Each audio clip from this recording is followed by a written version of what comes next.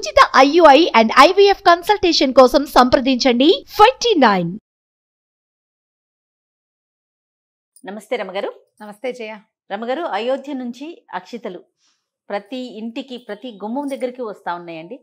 ఆఖరికి దేవాలయాల నుంచి మేళతాళాలతో తీసుకొచ్చి మరీ ఇస్తూ ఉన్నారు కదా.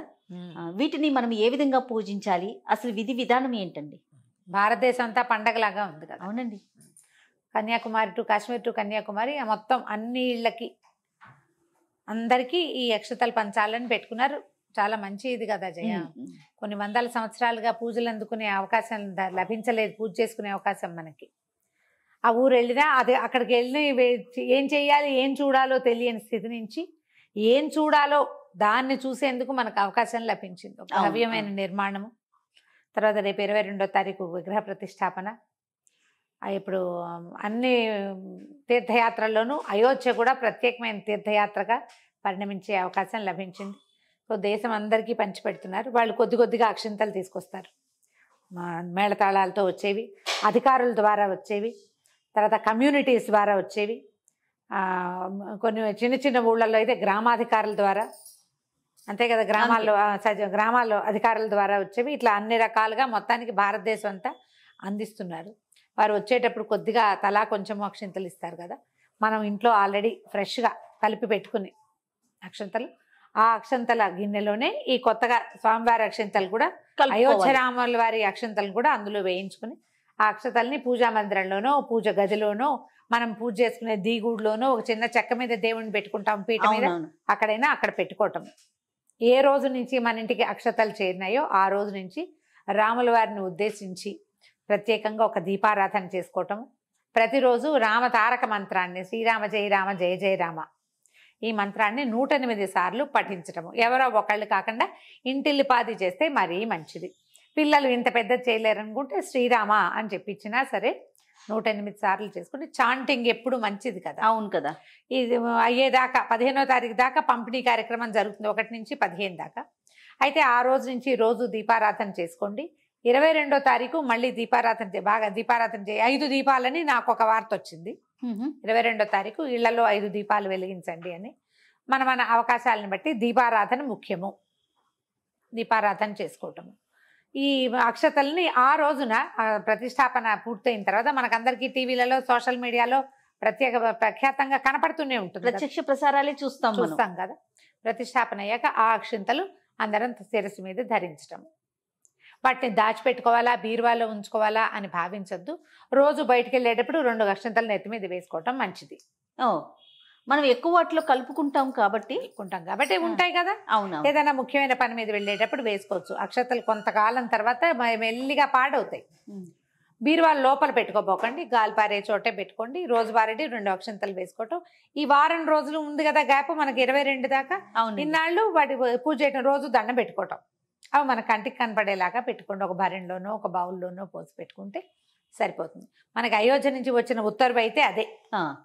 మన ఆ తర్వాత 22వ తారీఖు ప్రతిష్టాపన జరుగుతుంది కాబట్టి శ్రీరామనవమి అనగానే మనకి రాముల వారి పండగ అనేసరికల్లా వడపప్పు, పానకము చేయటం మన పద్ధతి. ఆయా ప్రాంతాల్లో ఎలా ఆచరిస్తారో ఆ ప్రాంతాల ప్రకారం పూజా విధానం చేసుకుంటాం.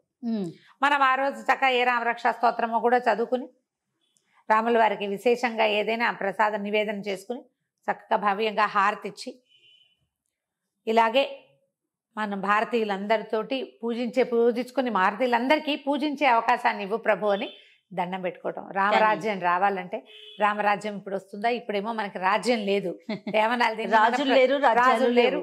కాకపోతే ప్రజాస్వామ్యంలో కూడా మన హక్కులు కోల్పోకుండా, మన బాధ్యతల్ని మర్చిపోకుండా, మనం అధికారులతోటి ఇదైపోకుండా, దాని కింద వంగిపోక్కర్లేకుండా, ప్రజలకి ఎవరి జీవితాన్ని వాళ్ళు ప్రశాంతంగా జీవించే అవకాశం కల్పించు ప్రభు. నీ రాజ్యంలో, రాముల వారి రాజ్యంలో అలాంటి అవకాశం ఉంది. అకాల మరణాలు లేవు రామరాజ్యంలో, అకాల మృత్యువు లేదు, అనారోగ్యాలు లేవు, ఏ తండ్రి కాటకాలు లేవు. ఏ తండ్రి తన కొడుక్కి తలకొరివి పెట్టవలసిన అవసరం ఉండేది కాదట. ఈతి బాధలు లేవు, విపరీతమైన వానలు కానీ, అకాల వర్షాలు కానీ, తర్వాత ఏమో కాటకం కానీ లేదు. ఆ కాలంలో ఋతువులు సజావుగా ఉండేవి. మనకు కూడా అదే కదా కావాలి చేయ. అంతే కదా. మనకి ఇప్పుడు రాజక్కర్లా, రాజులు కాదు మనకు కావాల్సింది. రామరాజ్యంలో పరిస్థితులు ఎలా సామరస్యంగా ఉండేవో అలాంటివి కావాలి. అప్పుడు సామరస్యం ప్రజల మధ్య కాదు, ప్రకృతి కూడా సామరస్యంగా ఉండేది. అవును, సామరస్యంగా సహకరించేది ప్రకృతి. సామరస్యంగా ఉంటే సమరసాలు ఎప్పుడు ఏది ఉండాలో అదే ఉండాలి. మా భారతదేశానికి ఆ ప్రశాంతతని, నీ రాజ్యంలో ఉన్న ప్రశాంతతని ఇప్పుడు కూడా మాకు చవి చూసే అవకాశాన్ని కల్పించమని రామచంద్ర ప్రభువుకి దండం పెట్టుకోవటం. ఈ వారం రోజులు మనం ఎంత శ్రద్ధాభక్తులతోటి ఉంటామో అదంతా పాజిటివ్ ఎనర్జీగా మారి మనకి ప్లస్ అవుతుంది. కానీ ఎంత అత్యంత అరుదైన ఘటన కదా రమ్మగారు. అవును, చాలా విషయాలు మనం బహుశా ఈ జనరేషన్ లో చూడగలుగుతున్నామేమో అనిపిస్తా ఉంది. అవును. ఇప్పుడు 3-4 ఏళ్ల క్రితం మనం చూసిన పరిస్థితుల దృష్ట్యా ఇవాళ ఇలా ఉంటామని అనిపించలే. మనసులో అదే ఉండింది నాకు కూడా. అదే కోవిడ్ ఈ రోజున ఇలా జరుగుతుందని మనం ఊహించలేదు. కోవిడ్ ని చూస్తున్నాము, ప్రళయాల్ని చూస్తున్నాము, భూకంపాలను, సునామీలు అన్ని చూస్తున్నాం. వాటితో పాటు అద్భుతమైన ఘటన, అద్భుత ఘటనని కూడా చూస్తున్నాం. దేవాలయ నిర్మాణాలు అన్ని చోట్ల జరుగుతాయి జయ. ప్రతి ఊళ్ళోనూ ఏదో ఒక కొత్త గుడి కట్టబడుతుంది. కానీ ఏ అయోధ్య రాముడైతే భారతీయులకి ఆరాధ్య దైవము, ఆయన్ని అక్కడే మళ్ళీ ప్రతిష్ఠ చేసి అక్కడే మళ్ళీ చూసే అవకాశం మనం అంత ఆ జన్మలో ఉన్నామో లేదో, ఆ కాలంలో మనం పుట్టున్నామో లేదో మనకు తెలియదు. ఇప్పుడు ఈ కలికాలంలో కూడా మనం అప్పటి త్రేతాయుగపు నాటి రాముల వారి వైభవాన్ని, ఆనాటి రాజ్య తాలూకు పరిస్థితుల్ని మనం మళ్ళీ చవిచూడ ఆయన చూస్తున్నామంటే రాజ్య పరిస్థితులు కూడా వస్తాయేమో, భగవంతుడు మనని కరుణిస్తాడేమో. ఎందుకంటే ఇది ఎక్కడెక్కడి నుంచో వచ్చి మన నెత్తి మీద పడిపోతున్నాయి ఈ సమస్యలు. అవును, అవి అవి రాకుండా ఉండాలని దండం పెట్టుకోవటం, ప్రార్థన చేయటం, నిరంతర రామనామ జపం చేయటమే భారతీయులకి శ్రేయస్కరం. అద్భుతం. నమస్తే. నమస్తే జయ.